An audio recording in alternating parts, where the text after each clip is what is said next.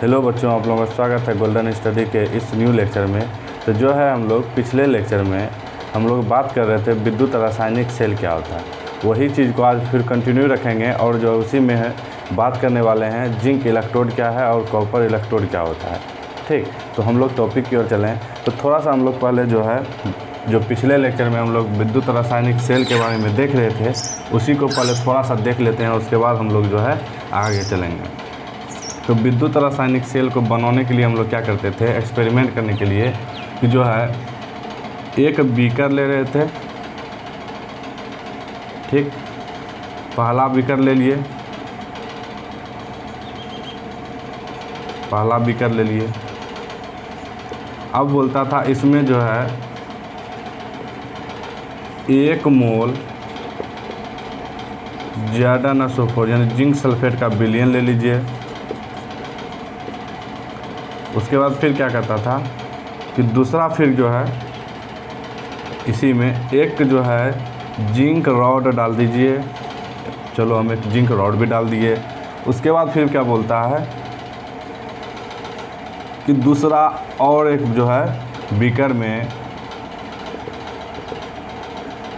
एक दूसरा बीकर ले लिए,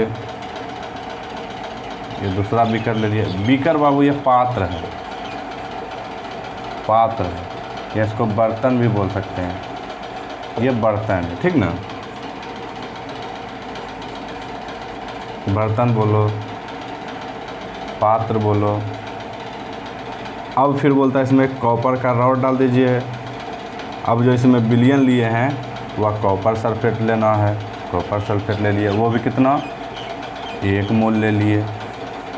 अब इसको लेने के बाद फिर क्या बोलता है कि जो है पहला वाला जो आप बीकर लिए हुए हैं जिंक में, जिसमें जो है जिंक सल्फेट लिए हुए हैं, उसको आप बाईं तरफ रखिए और जो बाद में लिए हैं कॉपर सल्फेट वाला विलयन वाला जो जिस बीकर में हम लोग रखे हुए हैं उसको दाईं ओर रखिए। ठीक, अब जो है इसको बाईं ओर रख देंगे, इसको दाईं ओर रख देते हैं। चलो रख देते हैं।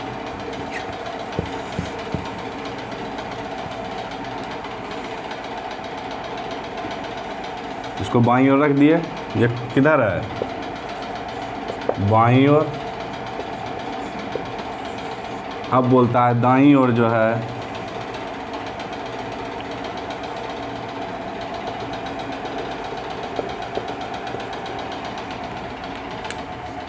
दाईं ओर हम लोग जो है ये CuSO4, ये भी कितना है 1 मोल है। ये कौन सा बीकर है, तो दूसरा बीकर है। ठीक, इतना दूर करने के बाद कि जो है अब एक इसमें इलेक्ट्रोड डाल देते हैं। वो भी ये जो इलेक्ट्रोड है किसका है, कॉपर का बना हुआ है। ठीक, तो अब हम लोग आगे अगला स्टेप क्या करते थे, इसमें एक जो है लवण सेतु जोड़ दिया जा रहा था। अब लवण सेतु क्यों जोड़ रहे थे ये भी बताए थे। अब ये लवण सेतु जो कार्य करता है, ये विद्युत आवेश को जो है आवेश को एक जगह से दूसरे जगह आने के लिए, ट्रांसफ़र करने के लिए ये पुल का काम करता है। ठीक, अब ये क्या है, लवण सेतु हम लोग बना रहे थे। लवण सेतु। ठीक, अब लवण सेतु में हम लोग किसको किसको ले सकते थे, KCl को, KNO3 को, अमोनियम नाइट्रेट को, या जो है सोडियम नाइट्रेट का जो है विलयन को हम लोग इसमें क्या करते हैं, रख देते थे। तो अब मेरा ये क्या करता था, आवेश को एक जगह से दूसरे जगह आने के लिए, ये जो है ट्रांसफ़र करने के लिए अच्छा सुविधा करता था। ठीक, अब फिर जो है इतना दूर करने के बाद उसके बाद हम लोग क्या कर रहे थे, फिर एक कॉपर का तार को लेके हम लोग ये दोनों इलेक्ट्रोड को क्या करते थे, जोड़ देते थे। अब यहाँ बीच में जो है हम लोग क्या करते थे, वोल्ट मीटर लगा देते थे ताकि हमको जो है पता चले कि विद्युत धारा यहाँ पे ट्रांसफ़र हो रहा है या नहीं हो रहा है। ठीक, जिस प्रकार ये वोल्ट मीटर का कार्य ही होता है कि जो है उसमें हम लोग को पता चल जाता है कि करंट फॉलो कर रहा है या करंट नहीं फॉलो कर रहा है, वहाँ पे विचलन होने लगता है, उसमें कांटा होता है, जैसे ही विद्युत धारा प्रवाहित होगा वो विचलन होने लगेगा, डोलने लगेगा, हिलने लगेगा, ठीक ना। जिस प्रकार से घड़ी का जो घड़ी का सुई होता है, जैसे 12 बजेगा तो उसमें जो पेंडुलम होता है तो 12 या 1 बजे तो उसमें क्या होता है, डोलने लगता है। तो उसी प्रकार से यहाँ पे अगर जब विद्युत धारा प्रवाहित होगा, करंट फॉलो होगा, तो यहाँ पे जो इसमें क्या आ जाएगा, विचलन आ जाएगा। इसमें पता चल जाएगा कहाँ विद्युत धारा मेरा प्रवाहित हो रहा है। तो ये क्या था, कुंजी था, कुंजी जिसको हम लोग स्विच बोलते हैं। स्विच हम लोग जब ऑन करते थे तो देखते थे कि विद्युत धारा मेरा उधर से आ रहा है। जब हम लोग ऑफ़ करते थे तो विद्युत धारा मेरा क्या होता है, बंद हो जाता है, ठीक। तो अब जो है ये जो है जिंक क्या करता था, ये जो जिंक वाला इलेक्ट्रोड है, इस पर माइनस चार्ज, इस पर प्लस, इसको कैथोड बोलते थे, इसको एनोड। ये भी बताए थे कि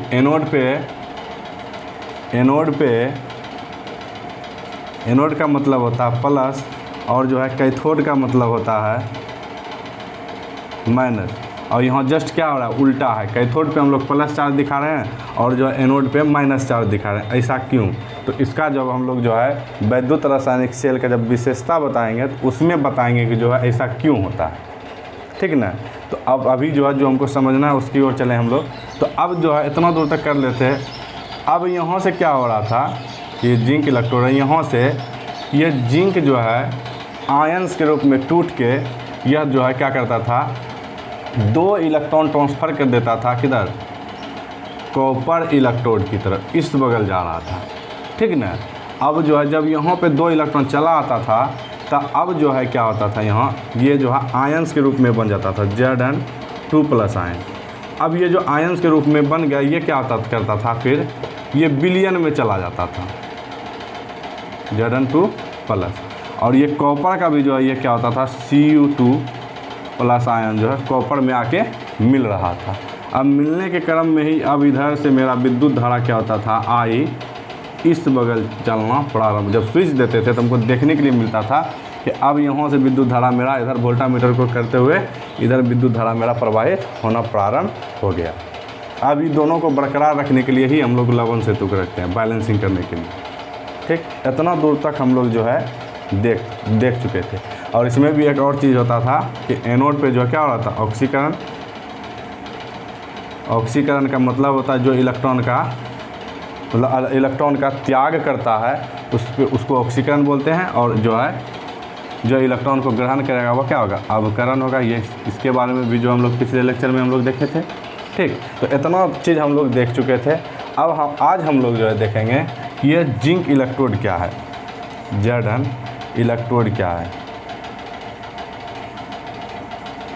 इलेक्ट्रोड क्या है, इस पर कौन सा अभिक्रिया होता है, ठीक ना। और फिर देखेंगे कॉपर इलेक्ट्रोड क्या है, इलेक्ट्रोड क्या है, ये दोनों के बारे में हम लोग डिटेल्स में जानेंगे, ठीक। इसको मिटाते हैं, उसके बाद फिर जो है हम लोग आगे चलेंगे, ठीक। तो अब हम लोग देखते हैं जिंक इलेक्ट्रोड के बारे में।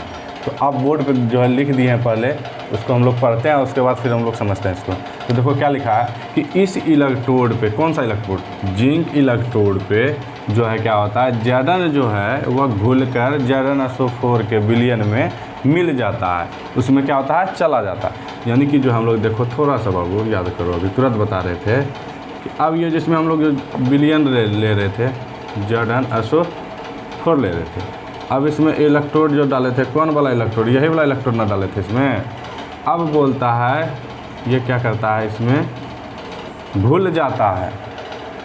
अब ये Zn इलेक्ट्रोड जो क्या होता है, इस विलयन में घुल जाता है, उसमें मिल जाता है। उसके बाद मिलने के बाद क्या होता है, देखो फिर आगे पढ़ते हैं कि विलयन में जाने लगता है। इस मतलब जो है घुल के क्या होता है, विलयन में जाने लगता है, जिस कारण से विलयन का गाढ़ा बन जाता है, गाढ़ा बन जाता है। जिस कारण से विलयन जो है क्या होता है, गाढ़ा बन जाता है। गाढ़ा का मतलब होता है क्या, उसको ऐसे समझो, गाढ़ा का मतलब हो गया कि जो है उसका सांद्रता जो होगा बढ़ जाएगा। जिस प्रकार से हम लोग जो है एक जो समझते हैं विलयन में, अब हम लोग चीनी और पानी का विलयन ले लेते हैं, ठीक। अब जैसे जैसे हम लोग उसमें चीनी की मात्रा को बढ़ाएंगे तो क्या होगा, मीठापन बढ़ता चला जाएगा। तो उसी प्रकार से हम लोग मान लेते हैं ये इलेक्ट्रोड Zn जो है चीनी मान लेते हैं, और जो ZnSO4 जो है ये जो है पानी मान लेते हैं, ठीक ना। जैसे जैसे आप इसमें मात्रा बढ़ेगा तो क्या होगा, गाढ़ापन बढ़ता हुआ चला जाएगा, ठीक ना। तो यानी इसका मिठास जो होगा बढ़ता चला जाएगा। तो यही चीज़ है। तो अब वही बोलता है कि जो है जब इसमें जाने लगता है ये घुल जाता है, तो अब घुलने के बाद जो है घुलने का कारण क्या है, तो उसका भी हम लोग नीचे में लिखें। तो अब देखो क्या है अगला पॉइंट, इस क्रिया में अब ये जो गाढ़ा हो रहा है, ठीक ना। अब ये जो गाढ़ा हो रहा है क्यों हो रहा है, तो इस क्रिया में प्रत्येक Zn परमाणु जो है, प्रत्येक Zn परमाणु, क्या को परमाणु है जिंक का, यहाँ एक गुण है तो एक रहेगा। अब बोलता है एक परमाणु जो है इसका क्या करता है, 2 इलेक्ट्रॉन खोकर, अभी जो बता रहे थे 2 पात्र लेने के लिए क्या हो रहा था, इस इलेक्ट्रोड से इस इलेक्ट्रोड की तरफ आ रहा था ना। कितना इलेक्ट्रॉन आ रहा था इधर, 2 इलेक्ट्रॉन। तो अब 2 इलेक्ट्रॉन क्या करता है, खो देता है, किसी को दे देता है। तो अब जो कोई इलेक्ट्रॉन किसी को दे देगा, जो इलेक्ट्रॉन का परित्याग करेगा, उसको हम लोग क्या बोलते थे, ऑक्सीकरण। क्या बोलते थे, ऑक्सीकरण। तो अब एनोड पे क्या हो गया, एनोड पे ऑक्सीकरण अभिक्रिया हुआ। अब 2 इलेक्ट्रॉन खो के अब क्या करता है, जब 2 इलेक्ट्रॉन किसी को दे देगा तो ये क्या होगा, आयंस के रूप में टूट जाएगा। आयंस के रूप में क्या हुआ, टूट गया। क्या को इलेक्ट्रॉन, 2 इलेक्ट्रॉन। अगर 1 इलेक्ट्रॉन करता तो बाबू हम लोग क्या करते, ये को प्लस रखते। यहाँ पे क्या कर रहा है, 2 इलेक्ट्रॉन दे रहा है तो क्या करेंगे, 2 गो। अगर इसके जगह पर ये 3 इलेक्ट्रॉन खोता तो क्या करते, यहाँ 3 प्लस हो जाता, ठीक ना। तो ये आयन को हम लोग लिख दिए, ठीक। अब यही जो आयंस बाबू इस विलयन में मिल रहा था जाके, यही कारण से जो है इस विलयन का गाढ़ापन जो होता है, ये जो सांद्रता होता है वह बढ़ रहा था, ठीक ना। तो अब देखो वही रिएक्शन को हम लोग जो है हम लोग लिखे हैं। Zn पहले क्या है, सॉलिड अवस्था में रॉड के रूप में। अब क्या होता है, ये एक्वस सॉल्यूशन में मिल जाता है। मिलने के बाद अब क्या होता है, 2 इलेक्ट्रॉन इससे निकल जाता है और ये आयंस के रूप में बन जाता है। AQ का मतलब हो गया एक्वस सॉल्यूशन, और ये S का मतलब हो गया सॉलिड। अगर कहीं पे G रहेगा तो वो समझ लेना वो गैस के बारे में बात कर रहा है, ठीक। तो चलो और आगे देखो, अब नोट करके लिख दिया यही चीज़ को कि जिंक इलेक्ट्रोड से इलेक्ट्रॉन तार के द्वारा कॉपर छड़ की ओर, यानी कि जो है अब ये इसका इलेक्ट्रॉन जो 2 को इधर से जा रहा है, कैसे जा रहा है, ऐसे उड़ के नहीं ना जा रहा है, क्या जा रहा है, एक तार के माध्यम से यहाँ आ रहा है ना। तो वही बोलता है एक जो है छड़ पे चला जाता है, यानी इस रोड पे क्या होता है, आ जाता है, ठीक। और Zn2+ आयन जो है क्या होता है, विलयन में चला जाता है। अब 2 इलेक्ट्रॉन जैसे खो दिया तो अब यही Zn जो है क्या होता है, 2+ आयन ये विलयन में मिल जाता है। इसी कारण से इसका गाढ़ापन बढ़ जाता है। तो अब ये जो रिएक्शन हुआ इसी को ऑक्सीकरण बोलेंगे, ठीक ना। अब हम लोग बात करेंगे, देखते हैं जो है कॉपर इलेक्ट्रोड, Cu इलेक्ट्रोड। तो अब जिस प्रकार से बाबू जिंक इलेक्ट्रोड पे 2 इलेक्ट्रॉन जो क्या करता मुक्त कर रहा था, अब कॉपर इलेक्ट्रोड क्या करेगा, वह दोनों इलेक्ट्रॉन को अपने ऊपर ले लेगा, ठीक ना। तो अब हम लोग क्या करते हैं, जिस प्रकार से ये वाला था, जिस प्रकार से ये वाला था, अब दोनों में डाल देना है, कुछ नहीं करना है, मोटा मोटी बना लो फिगर को समझने के लिए। अब इसमें विलयन डाल देते हैं, ये किसका है, ZnSO4 का, ये किसका है, CuSO4 का। अब डालने के बाद ये रड जो है Cu का, अब ये रड जो है जिंक का। अब एक तार के माध्यम से हम लोग इसको जोड़ देते हैं, कुंजी लगा दो, वोल्ट मीटर जोड़ दो, अब एक जो है इसको जोड़ दो।